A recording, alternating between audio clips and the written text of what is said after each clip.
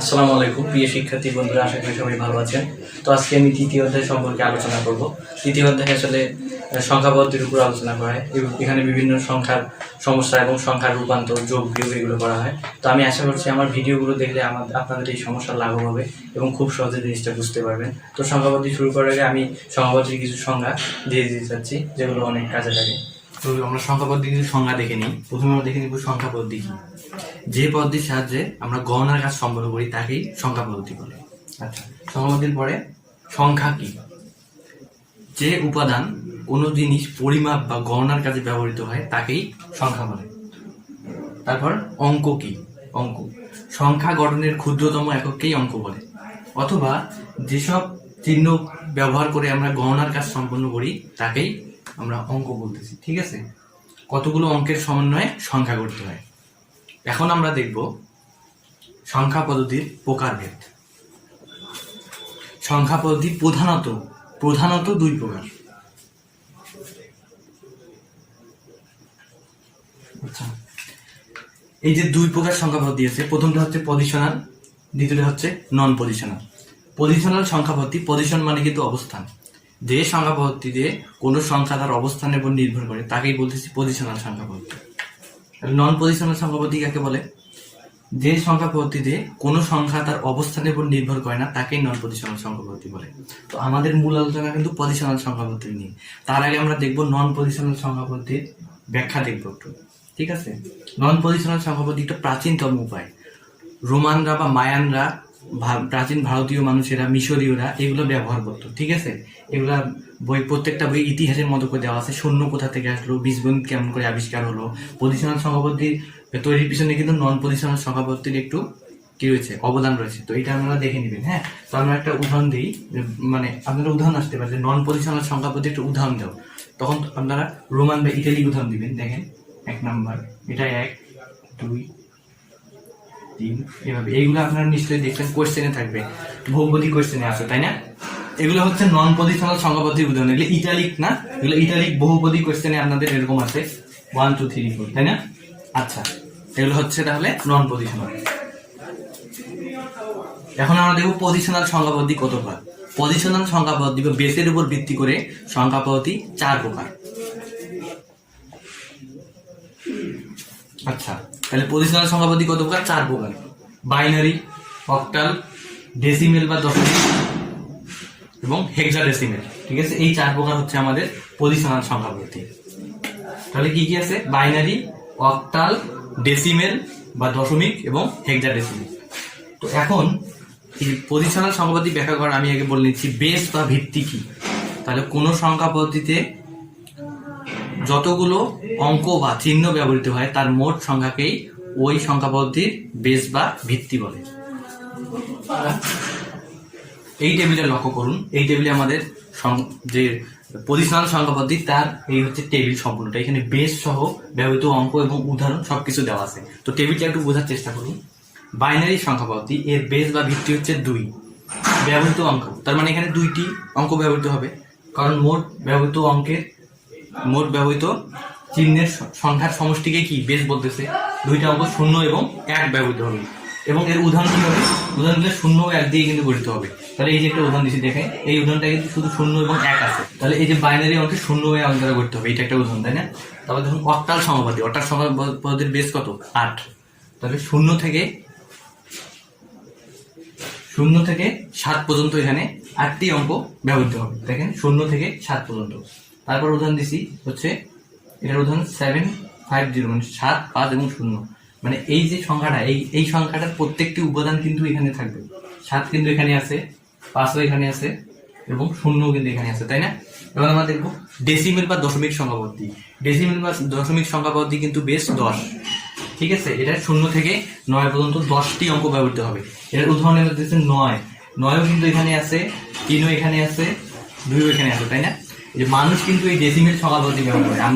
আমরা যদি বলি যে আমাদের বয়স হচ্ছে মনে করেন 50 বছর, ঠিক আছে, বইয়ের 235 নাম্বার পেজ, আজকে 24 তারিখ, এগুলো সব কিন্তু ডেসিমেল। আমরা এতদিন থেকে যেগুলা ভাগ গুণ করে আসছি, যেগুলা ক্যালকুলেশন করে আসছি, সব ডেসিমেলে করে আসছি। ঠিক আছে, কিন্তু আমরা বেস দিই না, কারণ এটা সবার জানা যে মানুষ ডেসিমেল সংখ্যা পদ্ধতি ব্যবহার করে।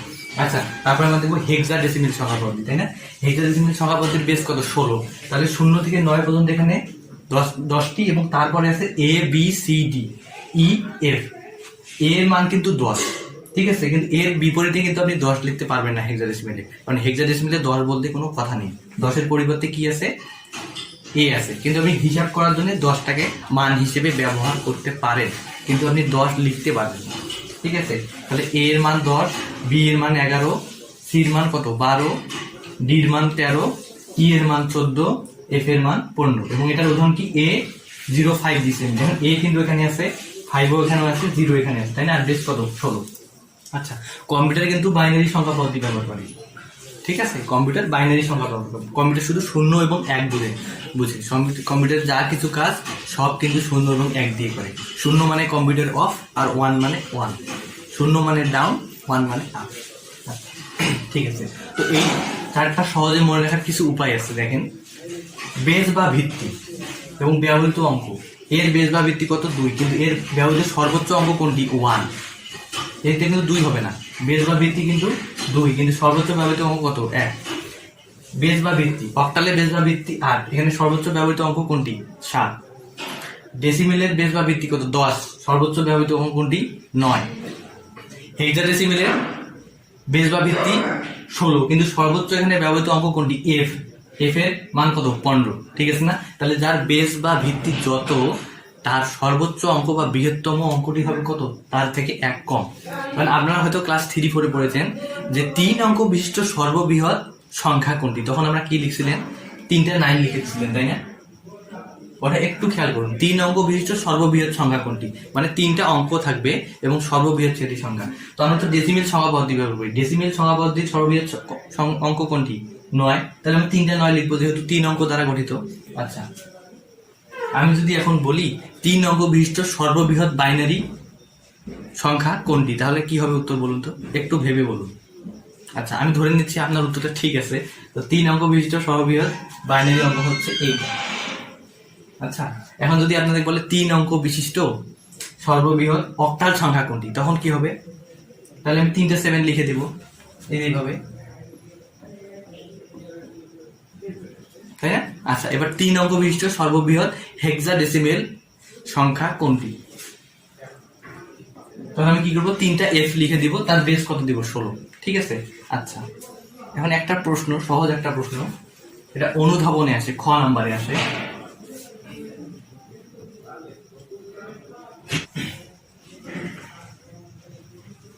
আচ্ছা, প্রশ্নটা দেখুন এখানে, 101 কি ধরনের পজিশনাল সংখ্যা পদ্ধতি হতে পারে? ঠিক আছে, আমি কিন্তু কোনো বেস বা ভিত্তি দেইনি। তো আপনাদের এখন লক্ষ্য করতে হবে যে 1 আর 0 কোন কোন হচ্ছে পজিশনাল সংখ্যা পদ্ধতি আছে। আচ্ছা, এই যে 1-1-0-1, এটি কি ধরনের পজিশনাল সংখ্যা পদ্ধতি হতে পারে, তাই না? এটি কিন্তু খ নাম্বারে আসে, একটু মনোযোগ দিয়ে দেখুন। আমি কিন্তু এখানে কোনো বেস দেইনি। তখন আপনাদের লক্ষ্য করতে হবে আমার হচ্ছে পজিশনাল সংখ্যা পদ্ধতি কোথায় 1 আর 0 আছে। দেখেন, বাইনারিতেও 1 আর 0 আছে, অক্টালে 1 আর 0 আছে, ডেসিমেলে 1 আর 0 আছে, হেক্সাডেসিমেলে 1 আর 0 আছে। তখন আপনাদের উত্তরটা হবে এরকম। এটি 4 ধরনের সংখ্যা পদ্ধতি হতে পারবে। এর বেস যদি আমরা 2 দিই, তখন হয়ে যাবে কি? সেটা বাইনারি হয়ে যাবে। এর বেস যদি আমরা 10 দিয়ে দিই, তাহলে সেটা কি হয়ে যাবে? ডেসিমেল। এর বেস যদি আমরা 8 দিয়ে দিই, তখন কি হয়ে যাবে? সেটা অক্টাল। এর বেস যদি আমরা 16 দিয়ে দিই, তাহলে সেটা কি হয়ে যাবে? হেক্সাডেসিমেল। তাহলে এটা 4 ধরনের সংখ্যা পদ্ধতি হওয়ার সম্ভাবনা আছে। আচ্ছা, এখন যদি আপনাদের এরকম প্রশ্ন আসে যে 1-0-2 এটি কি ধরনের সংখ্যা পদ্ধতি হতে পারে, তখন আমরা লক্ষ্য করুন, বাইনারিতে কিন্তু 2 বলতে কোনো কথা নেই, কারণ বাইনারিতে 0 আর 1 আছে। তাহলে এটা অবশ্যই বাইনারি হতে পারবে না। তাহলে এটা হতে পারবে কি? অক্টাল হতে পারবে, কারণ অক্টালে 0 আছে, 1 আছে, 2 আছে। তাহলে কি হবে? ডেসিমেল হতে পারবে, ডেসিমেলে 0 আছে, 1 আছে, 2 আছে। হেক্সাডেসিমেল হতে পারবে, হেক্সাডেসিমেলে 0 আছে, 1 আছে, 2 আছে। আচ্ছা, এখন আমি একটা কোশ্চেন করি, 1-0-8 এটি কি ধরনের সংখ্যা পদ্ধতি হতে পারবে? তখন আমরা দেখুন, আমরা কিন্তু অক্টালে কিন্তু 8 নাই, 0 থেকে 7 পর্যন্ত আছে। এবার বাইনারিতে কি আছে? 0-1 আছে। তাহলে এটা বাইনারিও হতে পারবে না, অক্টালও হতে পারবে না, তাই না? তাহলে এটা কি কি হতে পারে বলুন তো? 1-0-8 এটি কিন্তু ডেসিমেলে আছে, 1-0-8 এটি কিন্তু হেক্সাডেসিমেলও আছে, তাই না? তাহলে এটি কি কি হতে পারবে? ডেসিমেল সংখ্যা পদ্ধতি হতে পারবে এবং হেক্সাডেসিমেল সংখ্যা পদ্ধতি হতে পারবে। এটার বেস যদি আমি 10 দিয়ে দিই, তাহলে কি হয়ে গেল? ডেসিমেল। এটা যদি 16 দিয়ে দিই তাহলে সেটা কি হয়ে গেল? হেক্সাডেসিমেল।